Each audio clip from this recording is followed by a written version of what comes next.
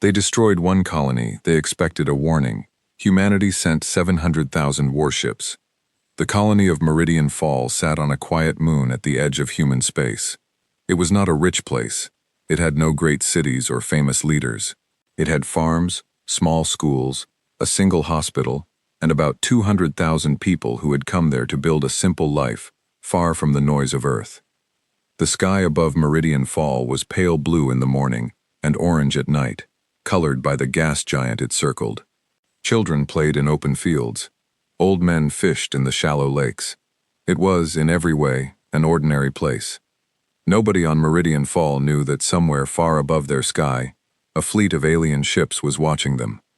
The aliens called themselves the Voron. They were an old species, older than humanity by thousands of years, and they had built a large empire made of many worlds and many smaller species who served them.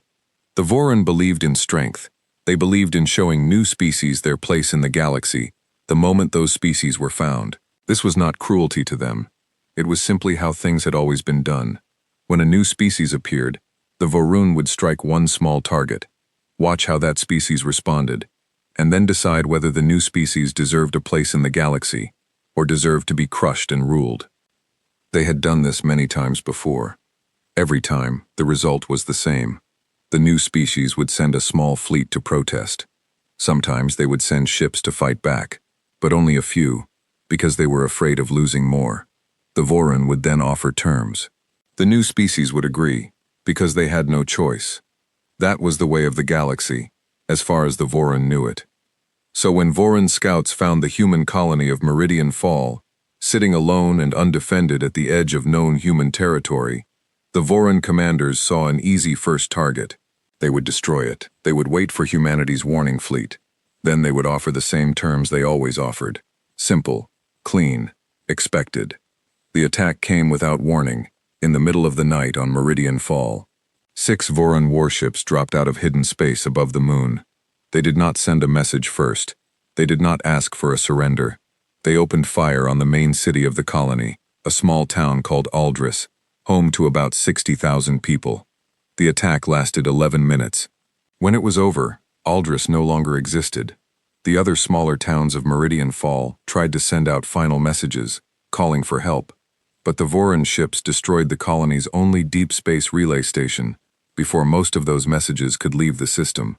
Only one signal made it out, a short and broken message sent by a young communications officer named Mira Solon, who worked in a small defense outpost on the far side of the moon. She sent the message with shaking hands, watching fire spread across the horizon where her home used to be. The message reached a listening post near the edge of human space 18 hours later.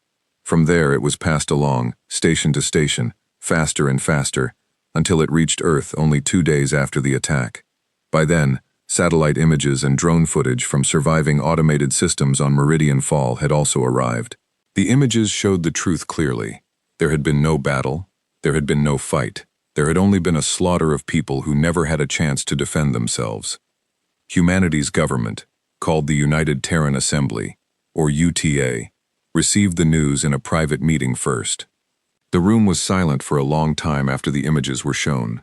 Nobody spoke. Some of the leaders in that room had grown up with stories of old Earth wars, stories about what happens when strong nations attack weak ones without warning. They understood, in that silence, exactly what kind of message the Voron had sent. The Voron had expected a warning fleet. They did not know humanity at all. Word of the attack on Meridian Fall spread across every human world within days. It was not hidden from the public. The leaders of the UTA decided that people had a right to know the truth, even the terrible parts. News channels across Earth, Mars, and the outer colonies played the drone footage on a loop. They showed images of empty farmland where a town used to stand. They showed the names of the dead, all 200,000 of them, scrolling for hours across screens in every home. At first there was shock, then there was grief. Then, slowly, across every human world, the grief turned into something else. It turned into a quiet, cold kind of anger that did not shout or scream, but instead sat deep in the chest of every person who watched those names scroll by. Humanity had faced disasters before, both natural and man-made. It had survived wars, plagues, and near-extinction events in its early history. But there was something different about watching an enemy from beyond the stars kill 200,000 innocent people, and then simply wait to see what humanity would do about it. At the United Terran Assembly, the military command staff gathered for an emergency session. The room was full of admirals, generals, engineers, and political leaders. At the head of the table sat Fleet Admiral Renata Castillo, a woman in her 60s who had spent 40 years in the Terran Navy. She had gray hair pulled back tight and a face that did not show much emotion in public, but those who knew her well could see the fire behind her eyes as she looked at the images from Meridian Fall one more time before speaking. "They are waiting for a warning fleet," she said. "That is what the intelligence reports tell us. This is a pattern they have used before, against other species. They strike a small target, then wait to see how big of a response comes back. If the response is small, they offer terms of surrender. If the response is nothing, they simply keep taking more territory." A younger officer at the table, Commander Elias Wren, spoke up. "So they expect a message fleet, a show of force, something to say we are angry but not ready for a real war." "Yes," Castillo said. "What do we send them instead?" Wren asked. Castillo looked around the room slowly, at every face, at every person who had a part in deciding what humanity's answer would be. Then she said the words that would later be repeated across every human world, in schools, in songs, in history books written decades later. "We do not send them a warning. We send them everything." The room went quiet again, but this time it was not from shock. It was from understanding. Humanity had spent the last 100 years building itself up in secret and in the open, preparing not just for exploration among the stars, but for the chance that one day it might meet something dangerous out there. Shipyards across Earth, Mars, Titan, and a dozen other systems had been building warships for decades, some for defense, some simply because humanity had never fully trusted the quiet of space. Nobody outside the highest levels of government knew just how many ships had been built and stored in reserve fleets, waiting for a day that many had hoped would never come. That day had come. Admiral Castillo gave the order that afternoon, and it was passed down through every level of the Terran military within hours. Every reserve fleet across human space was to report for active duty. Every shipyard was to begin production at full speed, day and night, without stopping. Every trained pilot, gunner, and officer who had left service was to be given the choice to return, and most of them chose to return without being asked twice. Within 1 week, human space was a different place than it had been before Meridian Fall. Recruitment centers on every colony world were filled with lines of people that stretched for blocks. Some of these people had never served in the military before. Many of them had lost family members or friends who once lived on Meridian Fall, or who had friends and family there. They did not want revenge in the way that old wars were fought, blind and angry. They wanted something else. They wanted the galaxy to understand, clearly and permanently, that humanity would not be the next quiet victim in a long list of species crushed by the Voron. Mira Solen, the young communications officer who had sent the final warning message from Meridian Fall, was brought to Earth to speak before the assembly. She was only 24 years old, and she had lost her entire family in the attack. She stood in front of the room, her voice steady, despite everything she had lost, and she told them what she had seen. She told them about the fire in the sky. She told them about the silence that followed, when there was no one left to answer her calls. She told them that in her last moments before the outpost lost power, she thought only of getting the warning out, so that no one else would die without knowing what was coming. When she finished speaking, there was no applause. There was only a heavy silence, and then Admiral Castillo stood and walked over to her and shook her hand. "You did your duty," Castillo said quietly. "Now we will do ours." Far away, on the edge of Voron territory, the 6 warships that had destroyed Meridian Fall waited in orbit around a quiet moon, in a system claimed by no one. Their commander, a Voron officer named Threl Kas, reported back to Voron High Command that the strike had been successful, and that they were now watching for humanity's response fleet, as was standard procedure. High Command told him to be patient. New species often took a little time to gather their courage before sending a token force. Threl Kas waited. He did not know that at that very moment, across dozens of human systems, Thousands of shipyards were working without rest. He did not know that reserve fleets that had been quietly built and stored for decades were now being fitted with new weapons, new shielding, and new crews. He did not know that humanity had never planned to send a small fleet at all. He did not know that humanity was preparing to send everything it had. Weeks passed. On Earth, the shipyards did not stop.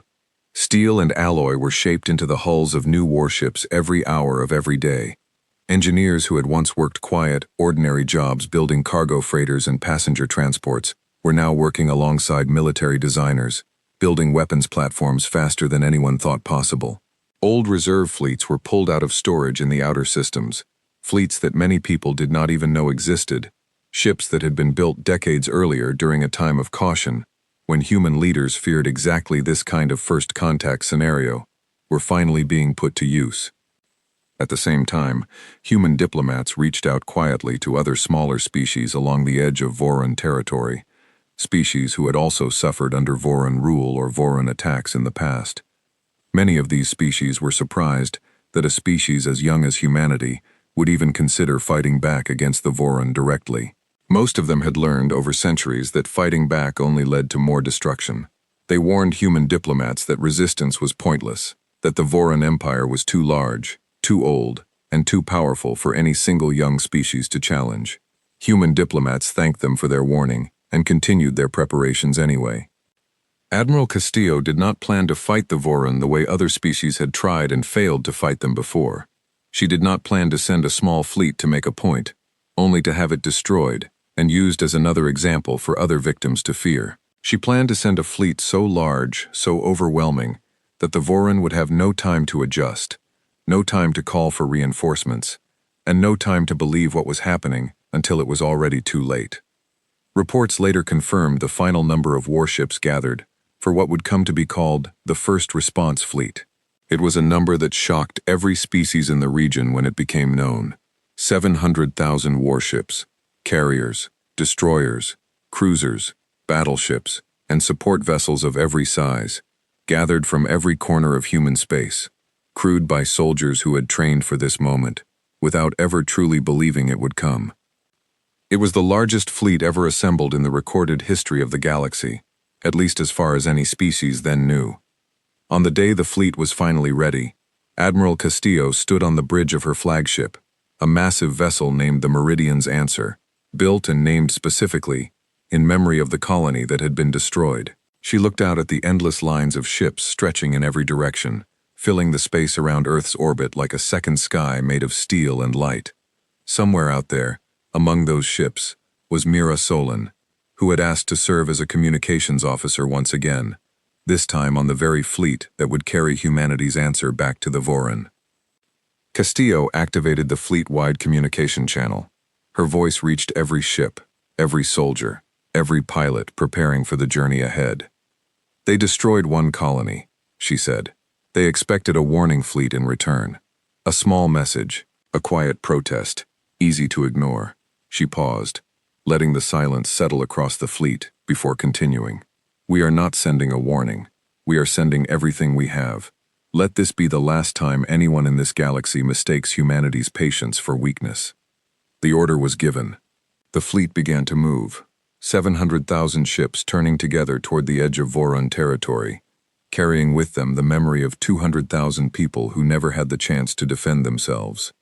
Far away, Threlkas still waited in orbit above the ruins of Meridian Fall, watching his sensors for the small response fleet he had been told to expect. He had no idea what was coming. They destroyed one colony. They expected a warning. Humanity sent 700,000 warships. The first response fleet left Earth's orbit on a cold morning that would later be remembered across human history as Departure Day. 700,000 ships moved together in a formation so large that people on the ground could see parts of it with their own eyes. A shifting silver light stretching across the sky like a second moon made of steel. Families stood outside their homes and watched it pass. Some cried, some cheered. Most simply stood in silence, understanding that they were watching something that had never happened before in human history and might never happen again. Inside the fleet, life was very different from the quiet farewell scenes on the ground. Every ship was full of activity, Engineers checked systems again and again. Pilots ran simulations in their small quarters, going over attack patterns they had trained for but never used in real combat. Soldiers wrote letters to their families, some of which would only be delivered if they did not come back. On the flagship Meridian's Answer, Admiral Castillo spent most of her time in the command center, going over battle plans with her senior staff. She was not a woman who enjoyed speeches or grand displays. She believed in careful planning and clear thinking, even when the anger of an entire species sat behind every decision she made. She knew that if the fleet moved carelessly, if they let their anger control their tactics, they could still lose, even with 700,000 ships behind them. The Voron Empire was old and had faced wars before. It would not simply lie down and die. Commander Elias Wren, now serving as her chief tactical officer, stood beside her looking at the star map that showed their planned route toward Voron space. Command believes the Vorons still think we're sending a warning fleet, he said. Their scouts have not reported anything unusual yet. As far as they know, we're still gathering. Let them keep thinking that as long as possible, Castillo replied. The longer they believe we're weak, the less time they have to prepare when they learn the truth. The fleet moved carefully at first, staying within human territory, gathering supplies and finishing final preparations at forward bases near the border. It was during this time that other species living near the edge of Vorun territory began to take notice. Scout ships from a small species called the Ashen Veil, who lived in a cluster of worlds bordering both human and Voron space, spotted parts of the fleet during a routine patrol. What they saw shocked them so deeply that they broke their usual policy of staying quiet and reported it directly to their leaders. The Ashen Veil had lived under threat from the Voron for generations. Long ago, the Voron had crushed an early rebellion among their people and forced them into a position of quiet obedience, taking resources from their worlds in exchange for what the Voron called protection. The Ashen Veil leaders could not believe the size of the fleet their scouts described. No species they knew of, not even the Voron themselves, had ever gathered so many ships in one place. A delegation from the Ashen Veil requested an emergency meeting with human representatives, who agreed to meet them at a neutral station near the border. The meeting was tense at first. The Ashen Veil leader, an older being named Thessa Orn, studied the human delegates carefully before speaking. "You built all of this," she said, "because of one colony." "Yes," replied the lead human diplomat, a calm man named Director Amir Farouk. "Because the Vorun destroyed it without warning, and because they expected us to respond the way every other species has responded before us, with fear, with a small, quiet protest." Thessa Orn was quiet for a long moment. "Every species that has resisted the Voron before has been destroyed for their resistance. We learned long ago that fighting back only brings worse punishment. Are you certain this will end differently?" Farouk considered his answer carefully before speaking. "We are not certain of anything," he said honestly. "But we are certain that if we do nothing, more of our colonies will be destroyed, one after another, exactly as yours were slowly taken piece by piece over the years. We would rather stand and be answered now than kneel and be consumed slowly." Thessa Orn studied him for a long time. Then quietly she said something that surprised the human delegation. "If you succeed, even partly, you will change more than your own fate. Every small species living under Voron rule will be watching what happens next." The Ashen Veil did not offer military support. They were too afraid of Voron retaliation to commit ships to the fight. But they did offer something valuable, something that would matter greatly in the battles to come. They offered maps. Detailed maps of Voron supply routes, weak points in their border defenses, and information about the locations of smaller Voron fleets stationed near their territory, gathered quietly over generations of careful observation. Admiral Castillo studied these maps for days with her staff, comparing them against human intelligence gathered from long-range scans and older records. What she found confirmed something important. The Voron Empire, despite its age and size, was not as tightly organized as it appeared from the outside. It relied heavily on fear and reputation to keep its many subject species obedient, rather than on a single unified defense force ready to respond quickly to a real threat. Most of their military strength was spread thin across a huge territory, guarding worlds that had long since stopped resisting them.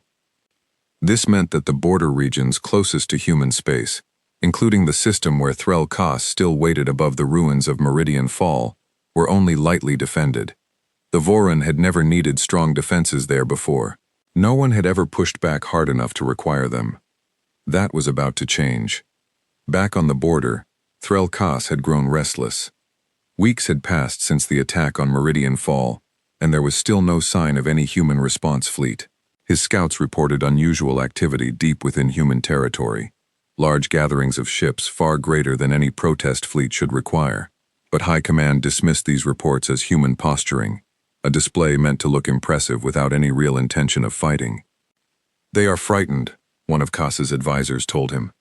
"They gather ships to make themselves feel brave, but they know they cannot challenge us. This is normal behavior for young species." Kos was not entirely convinced, but he followed the judgment of High Command, as was expected of him. He kept his small fleet in place, watching, waiting, growing more confident with each passing week that humanity would eventually send the small, easily dismissed response fleet that every other species had sent before them. Meanwhile, the first response fleet continued its slow, careful advance toward the border. Admiral Castillo divided the fleet into several groups, each with a specific purpose. The largest group, containing the majority of the battleships and carriers, would move directly toward the system where Meridian Fall had been destroyed, aiming to destroy Threl Kos's small fleet and retake the ruined colony as a symbolic first step. Smaller groups were sent to strike at supply lines and lightly defended border outposts, cutting off communication between the border region and the deeper parts of Voron territory before the main attack began. This was Castillo's plan from the beginning. She did not want the Voron to have any warning before the true scale of humanity's response became clear. If Voron High Command learned too early what was coming, they might have time to call in reinforcements from deeper territory, turning what should be a quick and decisive first strike into a long and costly war of attrition. Speed and surprise were just as important as the size of the fleet itself. Commander Wren oversaw the planning for the supply line strikes personally. He selected small, fast groups of destroyers and cruisers, crewed by experienced pilots who had trained for exactly this kind of operation. Their orders were simple: move quickly, strike hard, destroy communication relays and supply depots before the Voron could react. Avoid direct confrontation with larger enemy forces whenever possible, since their goal was disruption, not open battle. The first of these strikes happened quietly, far from Voron High Command's attention. A group of 12 human destroyers dropped out of hidden space near a small Voron communication relay station on the edge of their territory, a station that connected border patrols like Threl Kos's fleet to the rest of the Empire. The station's small garrison, only 2 aging patrol ships, was destroyed within minutes. The relay itself was disabled before any distress signal could be sent. Similar strikes happened across a dozen other locations over the following days, each one cutting another thread in the web of communication that connected the border region to Voron High Command. By the time Voron leadership began to notice a pattern of missing reports from their border stations, it was already too late to respond quickly. Their oldest and most reliable communication routes near human space had been quietly severed, one by one, without a single major battle being fought. Threl Kos noticed the silence from his usual support stations, but assumed it was simply a delay in reporting, a common occurrence in the slower-moving bureaucracy of Voron border administration. He had no idea that human ships had already begun moving through what used to be secure Voron territory, cutting off his fleet from any chance of quick reinforcement. On the Meridian's answer, Admiral Castillo received reports from Commander Wren's supply line strikes with quiet satisfaction. Every relay destroyed, every supply depot disabled, brought the fleet one step closer to the moment when the true attack could begin, a moment the Voron would not see coming until it was already happening around them. She called a final briefing before the fleet crossed into what had once been Voron-controlled space near Meridian Fall. The command center was full of senior officers, all of them quiet, all of them aware of the weight of what was about to happen. Castillo looked around the room slowly before speaking.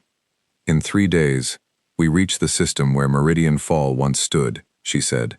"The enemy fleet stationed there still believes we are weak, still believes they will see a small protest fleet arrive to make empty threats before retreating.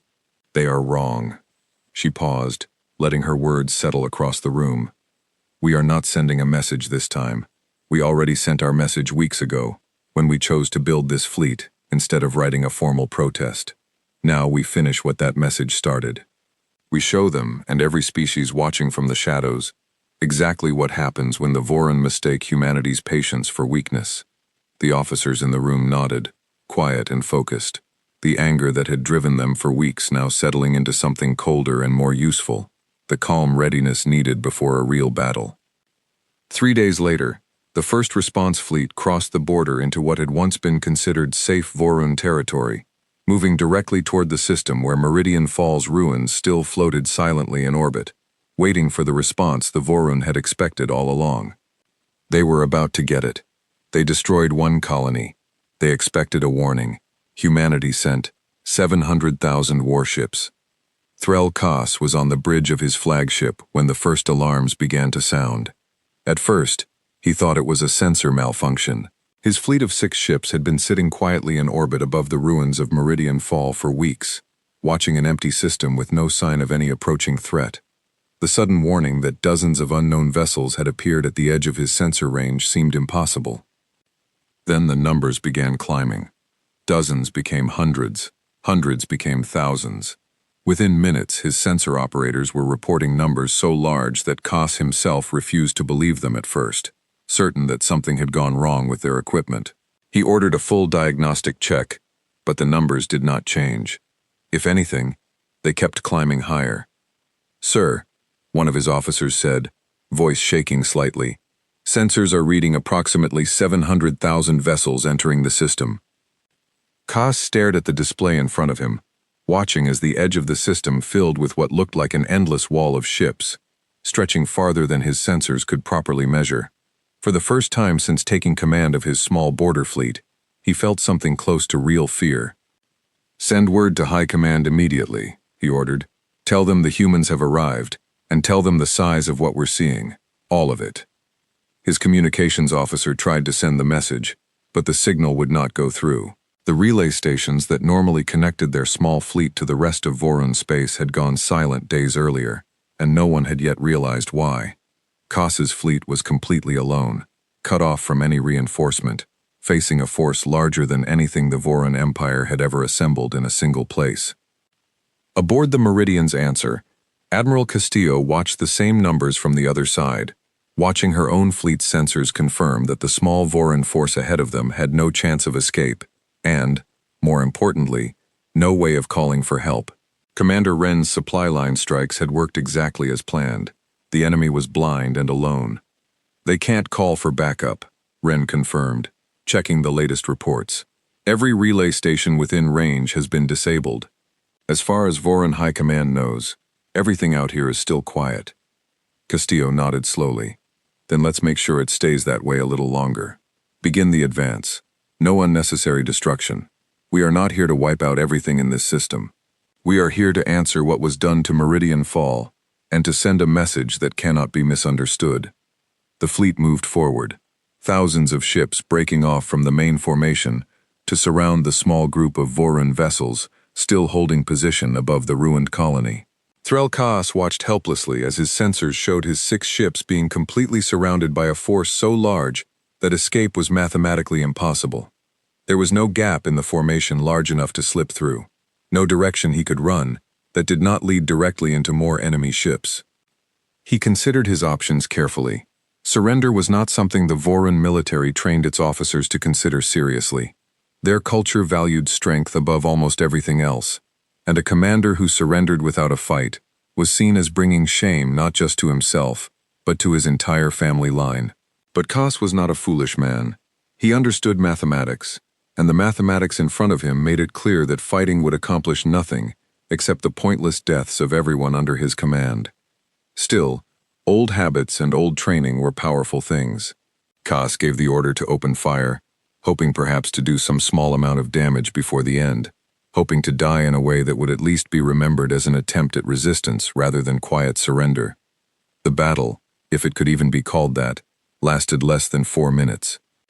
Human ships absorbed the incoming fire from Kas's small fleet with minimal damage, their shields designed to withstand far greater firepower than 6 border patrol ships could produce. In response, A small portion of the surrounding human fleet, no more than a few dozen ships out of the thousands present, opened fire in a coordinated and precise pattern. Cass's ships were disabled one by one, their weapons and engines destroyed with careful, controlled strikes rather than complete annihilation. Admiral Castillo had given clear orders before the engagement began. She wanted Threl Cass's flagship captured, not destroyed. She wanted a witness, someone who could carry word back to Voron High Command about exactly what had happened here. Someone whose testimony could not be dismissed as human propaganda or exaggeration. When Cass's flagship lost power completely, drifting silently in space with its weapons destroyed, and its crew unable to fight any further, a human boarding team moved in. Cass prepared himself for what he believed would be his death, standing at attention on his dark and powerless bridge, waiting for the humans to arrive and finish what they had started. Instead, he found himself face to face with a young human officer, who introduced herself simply as Lieutenant Solon. Mira Solen looked at the Vorun commander for a long moment before speaking. She had requested this posting specifically, wanting to be present when humanity's response finally reached the place where her home had been destroyed. Now, standing in front of the very commander responsible for that destruction, she found herself surprisingly calm. "You are being taken into custody," she said, her voice steady. "You will not be harmed if you do not resist further." Cass studied her carefully, confused by the mercy he had not expected. "Why do you not simply kill us? We showed your colony no such mercy."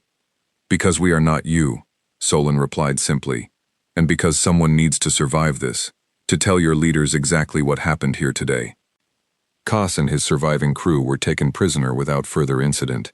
Their ships, now disabled but largely intact, were left drifting in orbit above Meridian Fall, a visible reminder of what had happened to anyone who might later come looking for them. With Cass's fleet neutralized, Admiral Castillo turned her attention to the larger strategic picture. The first response fleet now controlled the system where Meridian Fall had once stood, but this was only the beginning of what needed to happen. Voron High Command still did not know the true scale of what they were facing. The relay stations along the border remained silent, and as far as the wider Voron Empire knew, everything in this region was still quiet and under control. This gave humanity a valuable window of time, but it would not last forever. Eventually, someone would notice the extended silence from the border region and send investigators to find out why. Castillo intended to use every moment of that window as effectively as possible. She called together her senior staff once again, this time joined by intelligence officers who had been studying the maps and information provided by the Ashen Vale delegation weeks earlier. Spread across the display table in the command center was a detailed map of the border region between human and Voron space, showing the locations of smaller Voron outposts, supply depots, and lightly defended worlds that had never expected to face a real threat. "Our goal now is not simple destruction," Castillo said, addressing the room. "Our goal is to make it impossible for the Voron to pretend this did not happen, and impossible for them to quietly rebuild their border defenses before word spreads to every other species living under their rule." Commander Wren pointed to several locations marked on the map. "These are the closest major Voron military installations to our current position. If we move quickly, we can strike each of them before word reaches deeper into their territory. Most of these installations are lightly defended compared to what we're bringing." "Then we move quickly," Castillo said. "Divide the fleet into strike groups. I want simultaneous attacks on every major installation within 3 days' travel of our current position. Full coordination, no delays between strikes. I want the Voron to wake up one day and discover that every border position they have taken for granted for centuries has fallen at the same time." The plan was ambitious, but the sheer size of the first response fleet made it possible in a way that would have been impossible for a smaller force. Even after leaving a significant portion of ships behind to secure the system around Meridian Fall and guard against any surprise counterattack, Castillo still had more than enough ships remaining to divide into a dozen powerful strike groups, each one still larger than most other species' entire military forces. Over the following days, these strike groups moved out in different directions, each one targeting a specific Voron installation along the border. News of their approach did not travel ahead of them, thanks to the earlier destruction of communication relays throughout the region. Voron garrisons at these installations, many of them lightly staffed and poorly prepared for any real conflict, found themselves suddenly facing overwhelming human forces with little to no warning. Most of these engagements ended quickly, with Voron garrisons either surrendering after brief resistance or being disabled in the same controlled manner that Threl Kass's fleet had been. Castillo had made it clear to every strike group commander that the goal was not mass destruction. Prisoners were valuable. Witnesses were valuable. A trail of destroyed enemies would only allow Voron High Command to later claim that human forces had simply vanished into the void without any real evidence of what had actually happened. A trail of captured officers, disabled fleets, and clear, undeniable proof of humanity's overwhelming strength would be far harder to explain away or hide from the rest of the galaxy. Word of these small but decisive victories began to spread quickly, not through official Voron channels but through the quiet networks of smaller species living along the border, species like the Ashen Veil, who had spent generations watching Voron's strength from a position of fear. For the first time in living memory, many of these smaller species began to see cracks forming in what they had always believed to be an unbeatable empire. Aboard the Meridian's Answer, Admiral Castillo received a report that made her pause for a long moment before continuing with her planning. A group of smaller species, some of them longtime subjects of Voron rule, had begun sending quiet messages of support to human forces operating near their territories, some even offering small amounts of intelligence about deeper Voron defenses, in exchange for a promise that humanity would not simply become the next empire to rule over them once the Voron were dealt with. Castillo understood the weight of these messages clearly. This was no longer simply about answering the destruction of one human colony. Something larger was beginning to take shape across this part of the galaxy, something that had not existed before humanity chose to send everything instead of a warning. She looked out at the star map showing the growing green markers of secured positions across the border region, each one representing another piece of Voron territory that had fallen to the first response fleet's advance. "Keep moving forward," she told her staff. "But keep watching. This is far from over. We have shown them our strength at the edge of their territory. Soon enough, word will reach their true center of power, and when it does, their response will not be as unprepared as what we have faced so far." Far behind the front lines, deep within Voron territory, the silence from the border region had finally begun to draw attention. A single scout ship, sent to investigate the missing reports from several border installations, was approaching the edge of what used to be secure Voron space, completely unaware of what it was about to find. They destroyed one colony. They expected a warning. Humanity sent 700,000 warships. The Voron scout ship arrived at the edge of the border region 3 weeks after the first response fleet had first crossed into what used to be quiet, uncontested Voron space. Its crew expected to find the usual sleepy patrol stations and small garrisons that had guarded this part of the empire for generations without incident. Instead, they found devastation, though not the kind they expected. There were no burning wrecks scattered across space, no fields of destroyed ships drifting silently as proof of a great battle. What they found instead was almost stranger. Voron installations sat quiet and dark, their weapons systems disabled, their crews missing entirely. Communication relays had been carefully destroyed, not with the wild damage of panic fighting, but with the precise, controlled strikes of a force that knew exactly what it was doing. The scout ship's captain, a cautious officer named Varric Doss, ordered his crew to gather as much information as possible before retreating immediately to report back to Voron High Command. What they found painted a picture that seemed almost impossible to believe. Dozens of installations, spread across a wide stretch of border territory, had all fallen within the same short window of time, all without any of the usual signs of prolonged warfare. No wreckage, no obvious battle debris in most locations, just quiet, empty stations and missing personnel. At one station, automated recording systems that had survived the encounter showed brief footage of an overwhelming human fleet arriving, disabling the station's defenses within minutes, and then moving on, taking prisoners rather than leaving destruction behind. Doss watched this footage with a growing sense of dread. He had spent his entire career believing in the unquestioned strength of the Voron Empire. What he was watching did not match anything he had been trained to expect from a young, newly encountered species.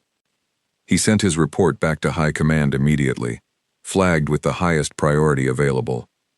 The reaction at Voron High Command, located on their ancient capital world of Kesh Vora, was one of disbelief followed quickly by alarm. Grand Marshal Threxa Van, the highest-ranking military officer in the entire empire, called an emergency session of the full War Council within hours of receiving Doss's report.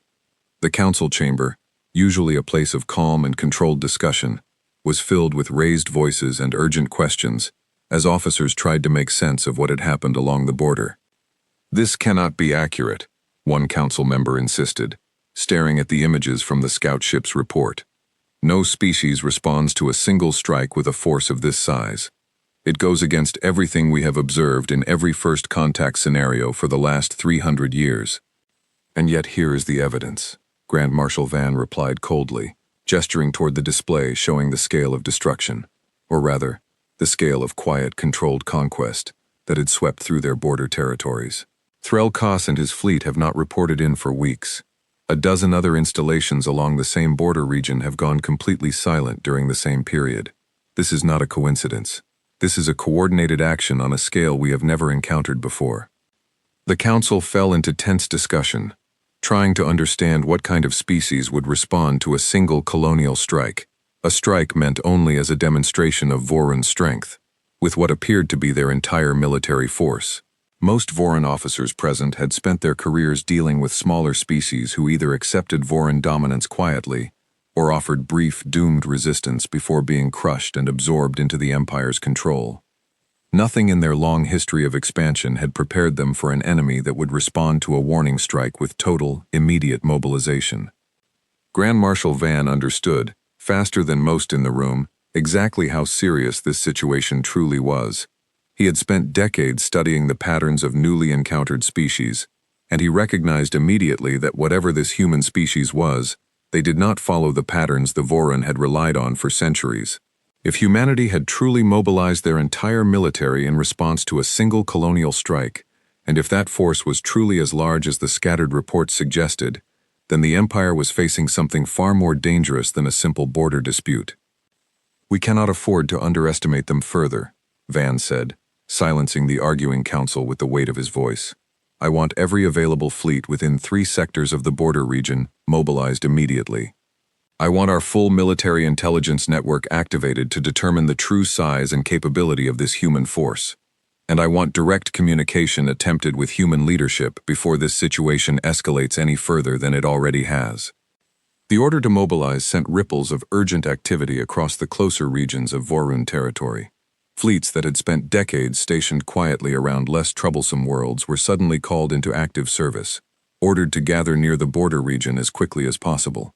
Unlike humanity's decades-long preparation, this mobilization was rushed, reactive, and far less organized. Many Voron commanders had never prepared for a real, large-scale conflict, having spent their careers overseeing subject worlds that offered no meaningful resistance. Meanwhile, back at the border, Admiral Castillo received intelligence reports confirming that Voron forces were beginning to mobilize in response to the fleet's advance. She had expected this moment to come eventually, and she gathered her senior staff once more to adjust their strategy accordingly. "They know now," she told the room. "Word has reached their central command, and they are gathering forces to respond. Our advantage of surprise is coming to an end." Commander Wren studied the latest intelligence maps carefully. Reports suggest they are mobilizing fleets from at least a dozen nearby sectors, but their organization appears rushed. Many of these fleets have not seen real combat in generations. Our advantage in preparation and coordination should still be significant, even without the element of surprise. "That advantage will not last forever," Castillo replied. "The longer this continues, the more time they have to organize a proper defense, and the deeper into their territory we go, the more resistance we will face. We need to make a decision soon about how far we intend to push this campaign." This question had been on the minds of many within the fleet's command structure since the earliest days of planning. Humanity's initial goal had been clear and limited: to answer the destruction of Meridian Fall with an overwhelming response that could not be ignored or dismissed. But as the campaign progressed, and as more of the true scale of Voron weakness along the border became clear, some within the fleet began to wonder whether a larger opportunity was presenting itself. a chance to permanently weaken an empire that had terrorized smaller species across this region of the galaxy for centuries. Admiral Castillo brought this exact question to the United Terran Assembly through a secure communication channel, requesting guidance on how far the campaign should be allowed to continue. The response, delivered after careful deliberation among Earth's political leadership, was clear and direct. Humanity's goal remained focused. They were not seeking to conquer Voran territory or replace one empire with another. Their goal was to ensure that the Voran Empire could never again treat humanity, or any other species, as an easy target for casual destruction and control. This meant striking hard enough to permanently damage the Voran's ability to threaten human space, while making clear to every other species watching that humanity had no interest in becoming the next tyrant of the region. Castillo relayed this guidance to her staff, and together they began planning the next phase of the campaign, with this clearer purpose in mind. The largest concentration of newly mobilized Voran forces was gathering at a heavily fortified system called Threx's Gate, named after an ancient Voran military hero, and serving as the primary defensive point protecting the more populated core regions of the Empire from any threat approaching through the border territories. If the first response fleet could not get past Threx's Gate, their campaign would stall, giving Voran High Command valuable time to organize a stronger, more coordinated defense throughout the rest of their territory. Castillo studied detailed reports on Threx's Gate's defenses, gathered both from older intelligence records and from newer information provided by smaller species who had grown increasingly willing to share what they knew as word of the first response fleet's success spread across the region. The system was protected by heavy planetary defense platforms, a significant standing fleet, and layers of minefields designed to slow any approaching force long enough for reinforcements to arrive from deeper Voran territory.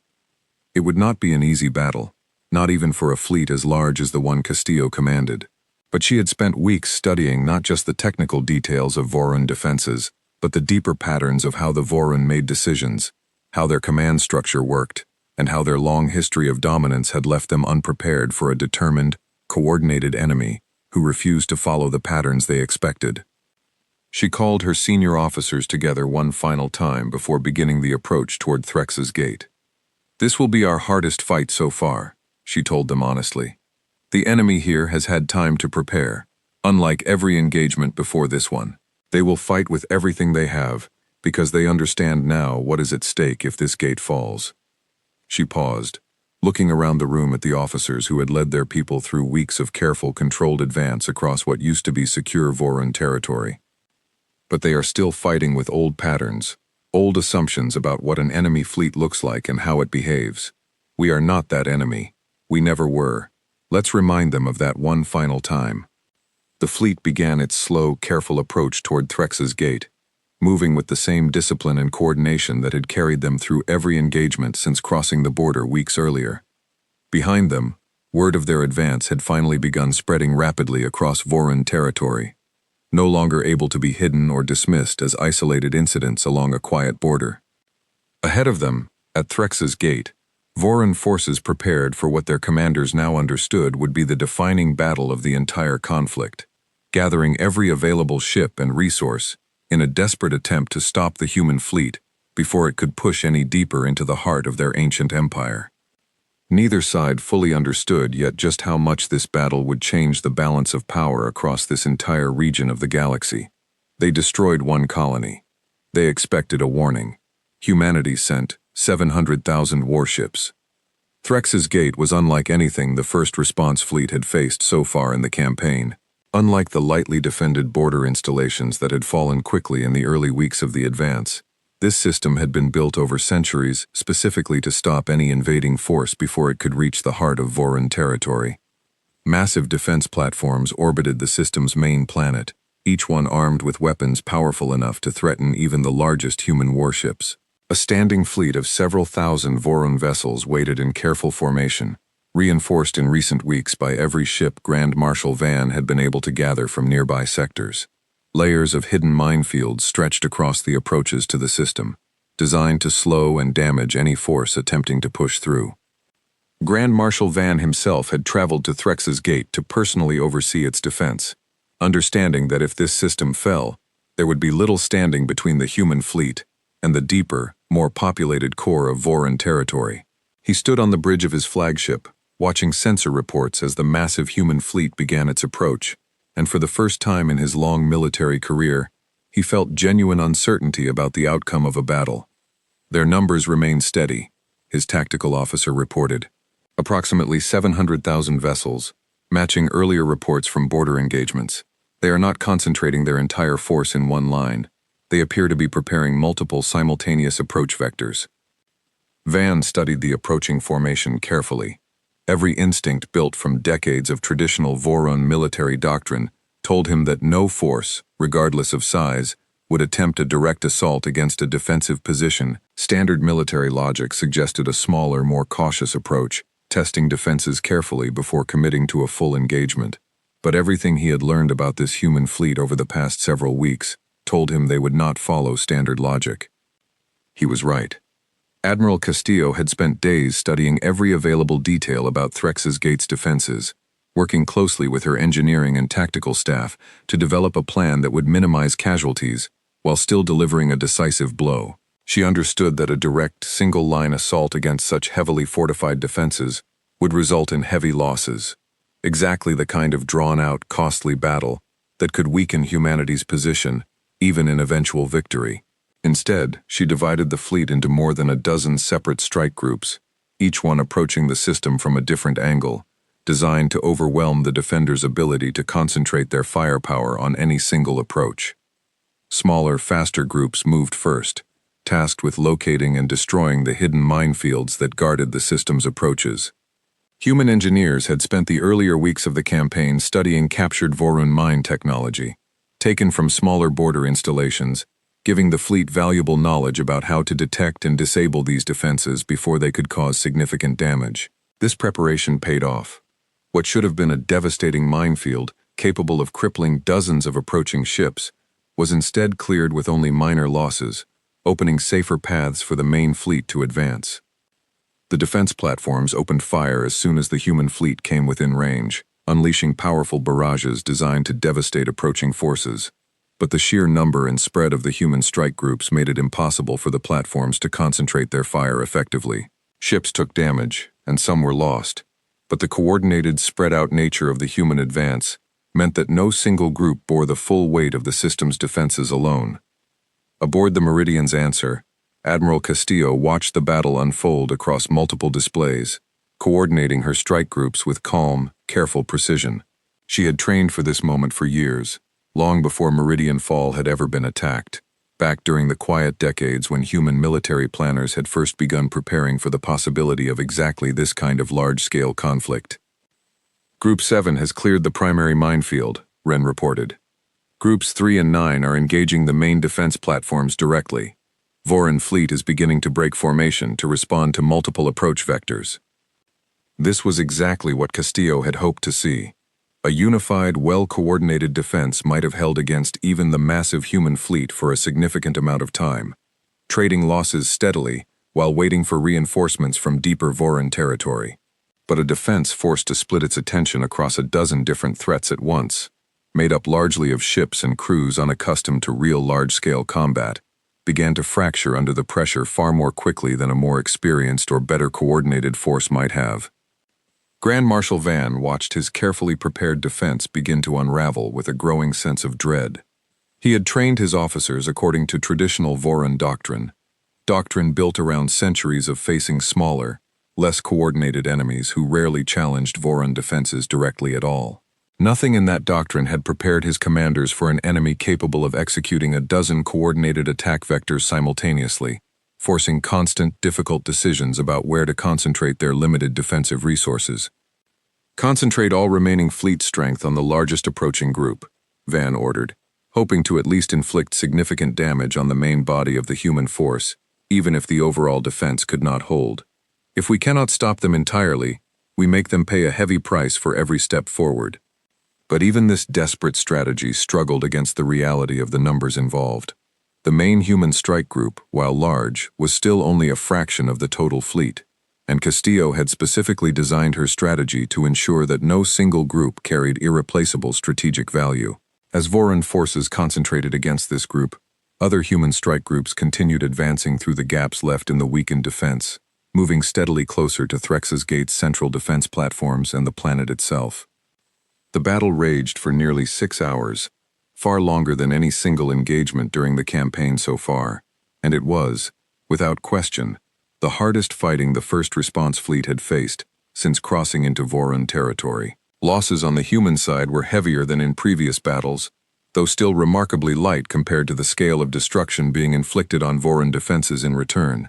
Ship after ship, platform after platform, the carefully built defenses of Threx's Gate were worn down and disabled by the relentless, coordinated pressure of a fleet larger than anything the Voron Empire had ever needed to prepare for. By the 6th hour, Grand Marshal Van's flagship found itself surrounded, much as Threl Koss's small border fleet had been surrounded weeks earlier, though on a far larger scale. His remaining defense platforms had been disabled one by one. His standing fleet, once numbering several thousand vessels, had been reduced to a scattered handful of damaged ships, unable to mount any further coordinated resistance. Van stood on his darkened bridge, staring at the overwhelming human presence now surrounding what remained of his command, and understood, with painful clarity, that this battle was over. Unlike Threl Koss, however, Van carried the full weight of his empire's traditional pride, and the decision of what to do next was not simply a matter of personal survival. A communication request came through from the human flagship, and Van, after a long moment of consideration, accepted it.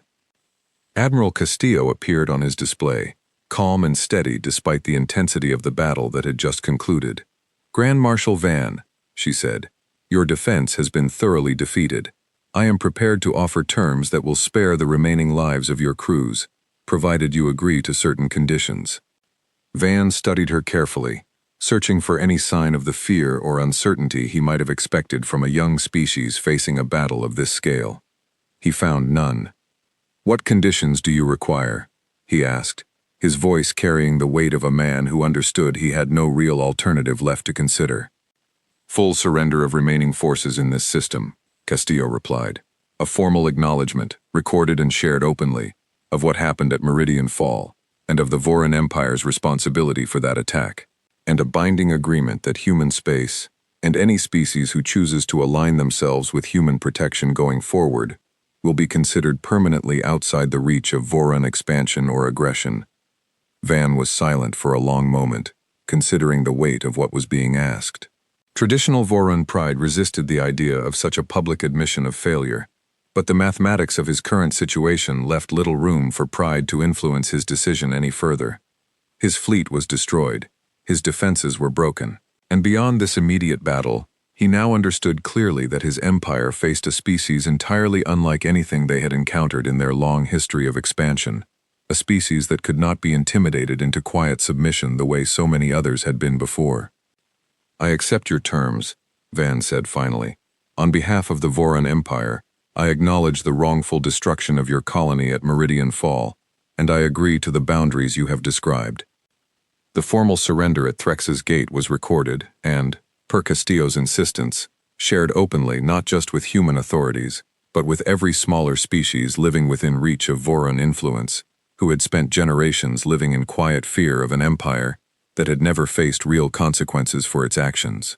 Word of the defeat spread quickly across the region, carried not through official Voron channels, which remained slow and reluctant to admit the full scope of what had happened, but through the same quiet networks of smaller species that had first reached out to human diplomats weeks earlier. For species like the Ashen Veil, who had lived for generations believing that resistance against Voron rule was pointless, the news of Threx's Gate's fall represented something they had never truly expected to witness in their lifetimes. Undeniable proof that the Empire's power was not, in fact, absolute or unbeatable. Threl Koss, still held in custody aboard a human vessel, was informed of the surrender through his human escorts. He received the news quietly, understanding fully now the scale of what humanity had built in response to his own actions, weeks earlier at Meridian Fall. When he was eventually returned to Voron territory as part of the surrender agreement, he carried with him a first-hand account of everything he had witnessed, an account that would later be studied carefully by military historians across many species for generations to come. Admiral Castillo returned to Earth several months later, following the formal signing of a lasting agreement between human authorities and Voron High Command, an agreement that established clear boundaries and protections not just for human space, but for a growing coalition of smaller species who had begun seeking human partnership and protection in the aftermath of the campaign.